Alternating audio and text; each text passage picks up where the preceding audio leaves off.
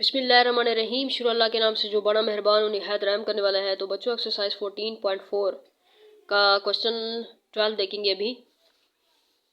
Okay,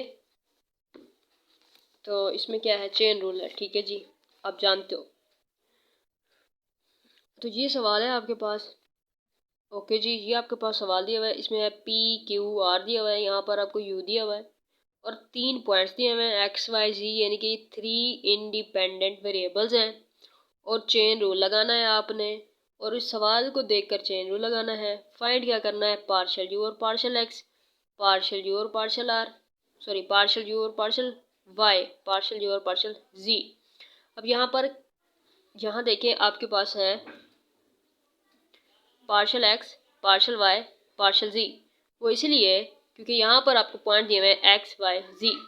ठीक है, और इसके साथ आपको यहाँ पर क्या है, ऊपर partial you partial you partial you. वो इसलिए क्योंकि यहाँ पर आपको दिया हुआ है यू, यहाँ पर आपको डब्ल्यू कहता है तो आप लिखते हैं पार्शियल डब्ल्यू। यहाँ पर आपके पास यू है तो आपने लिखा है पार्शियल यू, और यहाँ पर आपको कोई और पॉइंट्स देता तो आप नीचे वही लिखते हैं जो यहाँ पर दिया हुआ है। क्लियर है?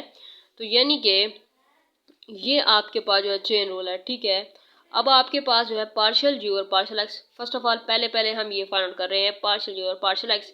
इसमें ये करना है आपने पार्शियल यू और पार्शियल पी, फिर पार्शियल यू और पार्शियल क्यू, फिर पार्शियल यू और पार्शियल आर, यानी कि आपको दिया है पी क्यू आर, इसलिए आपने पार्शियल यू और पार्शियल पी किया है। फिर उसके साथ मल्टीप्लाई जो करना है, ये नीचे वाली रकम आ गई यहाँ पर, फिर यहाँ पर क्या है एक्स है तो यहाँ पर आ गया एक्स। उसके बाद प्लस आपने पार्शियल यू और पार्शियल क्यू के लिए लेना है, तो इसके साथ ये वाली रकम आ गई यहाँ पर, ओवर पार्शियल एक्स आ गया क्योंकि यहाँ पर एक्स है। फिर प्लस पार्शियल यू लेंगे, ये वाला पार्शियल यू लेंगे यहाँ पर, क्योंकि आर है तो यहाँ पर आएगा पार्शियल आर। ठीक है, आर के लिए पी के लिए ले चुके हैं, क्यू के लिए ले चुके हैं, अब ले आर के लिए। तो यहाँ पर ये जो पार्शियल आर है इसके साथ ये आ जाएगा ऊपर, इसके साथ नीचे जाएगा पार्शियल एक्स, यहाँ पर एक्स है। इस तरह से जब हम करेंगे partial U over partial Y के लिए, तो ये वाली जो टर्म है पार्शियल पी, पार्शियल यू और पार्शियल पी, पार्शियल यू और पार्शियल क्यू, पार्शियल यू और पार्शियल आर, ये सेम रहेगी। ठीक है, और चेंज होगी तो ये टर्म चेंज होगी। यहाँ पर x है तो यहाँ पर y आ जाएगा, यहाँ पर y आ जाएगा। ठीक है, और यहाँ पर अगर हम z के लिए लेंगे तो यहाँ पर z आ जाएगा।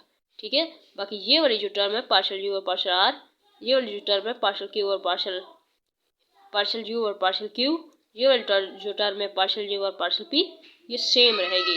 ठीक हो गया है, और इसका जो अपना डेरिवेटिव फाइंड आउट करना है वो भी सिर्फ एक बार ही फाइंड आउट करोगे। बाकी डेरिवेटिव्स आपको इसके फाइंड आउट करने पड़ेंगे, क्योंकि x होगा फिर y होगा फिर z होगा, यही चेंज हो रहे हैं, ये जो है ये सेम रहेंगे। ठीक है जी, आगे चलते हैं। तो यहाँ सबसे पहले आपने पार्शियल g और पार्शियल p के जो है वो डेरिवेटिव, यानी कि पार्शियल u का पार्शियल डेरिवेटिव लिया है विद रिस्पेक्ट टू p। ठीक है, तो ये आपके पास है u, इसका विद रिस्पेक्ट टू p आपने डेरिवेटिव लिया हुआ है। क्लियर है? उसके बाद आपने पार्शियल p और पार्शियल x। अच्छा, यहाँ पर आपके पास इन्वर्स डेरिवेटिव होते हैं। ठीक है जी, इन्वर्स ट्रिग्नोमेट्रिक फंक्शंस के जो डेरिवेटिव हैं उसके लिए मैंने एक शॉर्ट बनाई हुई है, वो इस वीडियो की डिस्क्रिप्शन में मैं लिंक डाल दूंगी। क्लियर है? वो आपने ज़रूर देखनी है, शॉर्ट ज़रूर देख लेनी है, ताकि आपने वो इसलिए कि आपको इन्वर्स ट्रिग्नोमेट्रिक फंक्शन के जो डेरिवेटिव हैं याद कैसे करने, भूल लेना। क्लियर है? अच्छा, उसके बाद यहाँ पर है आपके पास पार्शियल पी और पार्शियल एक्स, यानी कि आपने ये भी आपने फाइंड करना है, ये भी सबके आपने डेरिवेटिव लेना है। क्लियर है? और आपको पता है ये पार्शियल पी है, यानी कि पी का partial derivative with respect to x, u का partial derivative with respect to q, q का derivative partial with respect to x. Okay, आप जानते हो ये आपने जो है पार्शियल डेरिवेटिव लिए हुए हैं, और अभी आपने पुट करना है इसमें इक्वेशन नंबर 1 में। पुट अप करने के बाद आपके पास ये हो रहे थे मल्टीप्लाई, आपने मल्टीप्लाई कर दिया है।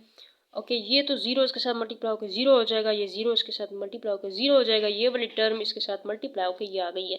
उसके बाद अब आपने पुट करनी है वैल्यूज पी क्यू आर की, जो आपको सवाल में दी हुई है। क्लियर हो गया है? तो अब आपने यहाँ पर वैल्यूज जो थी वो पुटअप कर दी। ये आपके पास है जी स्क्वायर। अब यहाँ पर आपके पास क्योंकि z है, तो ये वाला जो z है ये इसके साथ हो गया कैंसल आउट, हो सकता है हमने कैंसल आउट कर दिया है।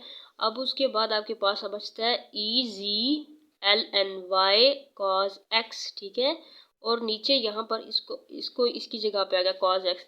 उसके बाद इसको हमने इस तरह से लिखा है, यानी हम लिख सकते हैं ई एल एन, ठीक है, y की पावर z, ठीक है। इसको इस तरह से लिख सकते हैं, इसको इस तरह से लिख सकते हैं। वो इसलिए क्योंकि ये आपस में कैंसल हो जाते हैं, ln e के साथ ये कैंसिल आउट हो जाए, तो बाकी आपके पास e की पावर z आ चुका है। अब आपके पास यानी कि पार्शियल u और पार्शियल x फाइंड आउट हो चुका है। तो अब आपने इसमें सिंपली पुट अप करना है पॉइंट्स जो आपको दिए हुए हैं, ये x की वैल्यू, ये y की है, ये z की है।